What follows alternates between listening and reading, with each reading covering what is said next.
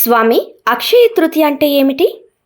అక్షయ తృతీయ మనకు వైశాఖ మాసంలో వచ్చేటటువంటి అక్షయ తృతీయను అక్షయ తదియ అని అక్షయ తృతీయ అని కూడా చెప్పడం జరుగుతుంది. ఈ అక్షయ తృతీయ ప్రత్యేకంగా చేసుకోవడానికి గల కారణం, అక్షయ తృతీయ అనేది మనకు పండగ దినాలు అని అంటే మనం ఏమంటాము, దసరా, దీపావళి, ఉగాది ఇవన్నీ కూడా పండగ దినాలు అని చెప్పుకుంటాం. కానీ పర్వదినాలు అంటే పర్వదినాలలో ప్రత్యేకంగా పూజాధికములు చేసుకుంటాం. ఆ దినాన్ని పర్వదినంగా చెప్పుకుంటాము. ఈ దాంట్లో మనము అక్షయ తృతీయ మొట్టమొదటిగా చెప్పుకోవచ్చు.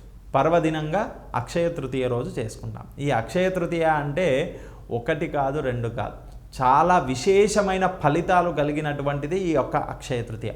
ఈరోజు చేసేటటువంటి పూజ కానీ, దానము కానీ, ధర్మము కానీ, జపము కానీ, హోమము కానీ, తర్పణము కానీ, పిండ ప్రధానము కానీ, ఇవి ఏవి చేసినా ఒక్కటికి 100 రెట్ల పుణ్యము లభించేటటువంటి తిథి ఏదైనా ఉన్నది అంటే అది అక్షయ తృతీయ.